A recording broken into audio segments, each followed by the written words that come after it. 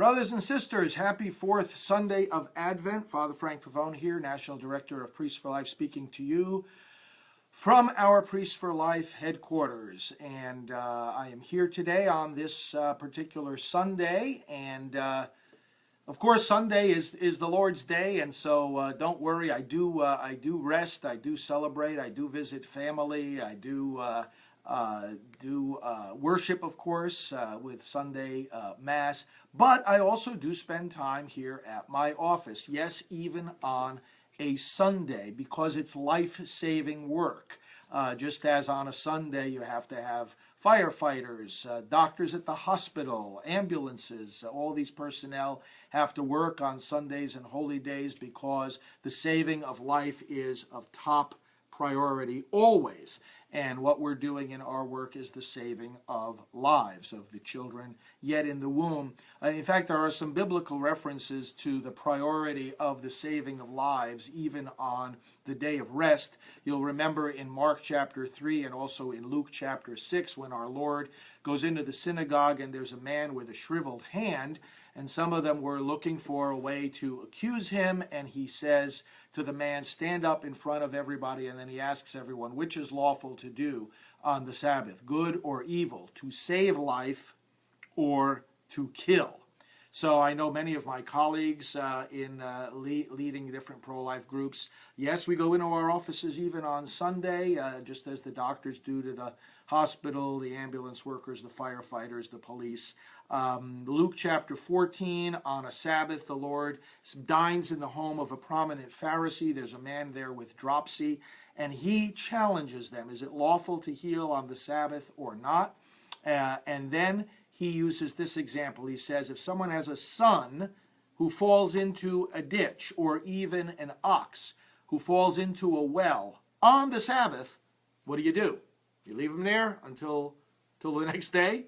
Or do you rescue them? Do you do the work necessary to rescue them on the Sabbath? And again, our Lord says, it is the saving of life which is always of primary concern. So I just wanted to mention that in case you're wondering why I'm here on my office on a Sunday. But furthermore, I wanted to also give you a few reflections about the fourth Sunday of Advent. And I want to try something here. Excuse me while I experiment here with the camera, and because I hope you're visiting our website, and I want to see if I can switch this around to let you see our Priests for Life. Okay, there we go. That is the priestsforlife.org front page. I hope you go there frequently. And what you see there are 4 Advent candles, and in fact, you can click the candles and they will light. And so I hope you get a chance to do that today. Visit our Priests for Life page, and first Sunday of Advent, second week, you click on the candle and it lights, third week of Advent. And then today, the fourth Sunday of Advent. And it's beautiful, actually, when you keep your computer on there on the front page of priestsforlife.org. It serves as a little electronic Advent wreath if you do not have an actual Advent wreath there where you do your work. Now let me see if we can switch without any interruption. There we go. And let me go back to my seat here to give you a few reflections on the fourth Sunday of Advent readings. Only 1 week till Christmas. Isn't this amazing? If you haven't done your Christmas shopping yet, you're starting to cut it close. I've got all of mine done. But then again, obviously, I don't have a big family to buy for or children, but lots of friends, of course, and the Christmas shopping season is exciting in and of itself. So I hope you get your Christmas shopping done, Christmas cards mailed out. 1 more week to go.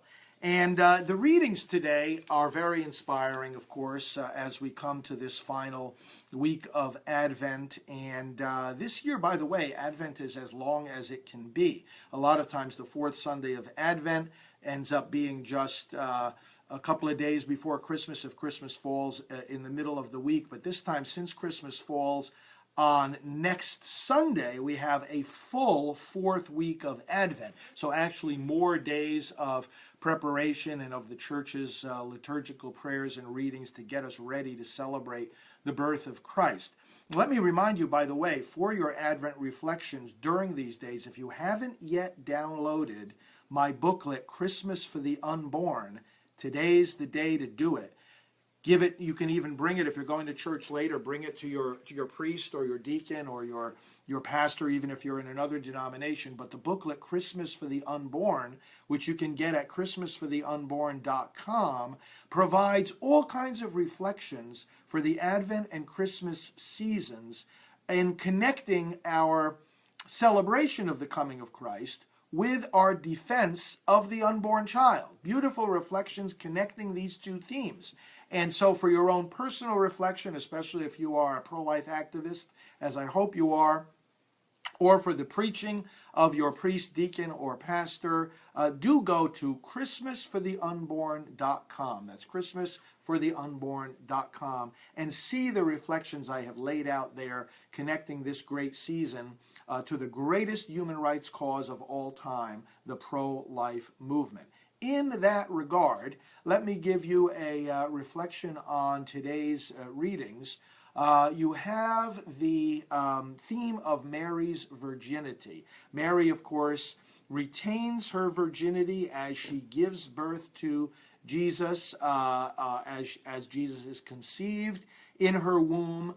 And Christmas, by the way, celebrates the whole reality of the incarnation. So it actually, even though the day itself is zeroing in on the physical historical event of his nativity, his birth, nevertheless, the theological meaning of this feast is the whole incarnation. So it incorporates the event 9 months earlier of the conception of Jesus, when at the Annunciation Mary says yes to the Archangel Gabriel. Yes, I will accept the role of being the mother of God. And it is at that moment that the divine person, the Son of God, takes on our human nature. It is at that moment in Mary's body Jesus becomes an unborn child. So Christmas encapsulates the whole mystery of God taking on humanity. In fact, it is an exchange of natures, right? Jesus, as a divine person from all eternity, accepts human nature from the body of Mary. Jesus accepts a human body, a human soul, not from Mary, but directly created by himself, by God. And then our humanity receives the divine nature. And as St. Peter will later say in his first letter, we become partakers of his human nature. Now, at every Mass, when the priest pours a little bit of water into the wine, he says, may we become partakers of the divinity of Christ, who humbled himself to share in our humanity. And that becomes also one of the Christmas liturgical prayers. This great exchange, we giving God our humanity, he giving us a share in his divinity, this is the basis of the exchange of gifts at Christmas. The reason we exchange gifts is that God and humanity have exchanged gifts, exchanging human and divine nature, the beautiful basis for the gift-giving tradition of Christmas. But I want to focus here on this theme of virginity, because the readings today talk to us about the Virgin Mary, and it is by her, in her virginity, that she both accepts and gives Christ to the world at Christmas. And then we also have the same reality happening in us, because by the spiritual virginity that we each have, by the spiritual, even if not physical, divinity of the church, what we're talking about here is the single-minded, exclusive loyalty and focus on Christ as our Lord. We have no God but him, no Lord, no Master but Jesus. That is, if you will, a spiritual virginity. We're focused just on him. We don't have any other master or Lord or spouse. That's how we also bring Christ and his life into ourselves and into the world, by our work and by our witness. this single-minded focus on him, this obedience only to him, not to any other deity, not to any other human being, not to any institution. Our loyalty is to the person of Jesus Christ. And by that spiritual virginity, by that focus exclusively on him, we are able to bring him into the world. And of course, that's our mission. And that is where our pro-life mission also is based, because this obedience of faith, as St. Paul tells us, also includes the obedience to the respect for the life of every human being, starting with the most vulnerable, the children in the womb.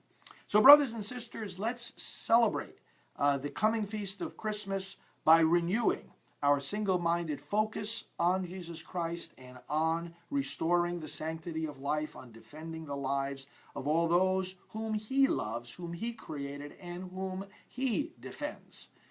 I want to thank you for your Christmas and Advent prayers. And once again, take a look, first of all, on our website, priestsforlife.org. Look at those Advent candles and light them, all 4 of them, as we come into these final days of Advent. And please also download my Christmas booklet, Christmas for the Unborn, at christmasfortheunborn.com, and enjoy the spiritual reflections that are there, connecting the Advent Christmas themes with the theme of defending the unborn. God bless you. I'll be praying for you today, and looking forward to also joining many of you next month in Washington for the March for Life, and in San Francisco for the Walk for Life. But we'll talk more about those events in our upcoming videos this week. If you're not subscribed to my Facebook Live videos, please be sure to do so. Click on the button on your Facebook that lets you receive notifications about when I am going live. Make sure you subscribe to my page, and we can keep in contact even more than we already are. God bless you. You're in my prayers. Have a great day.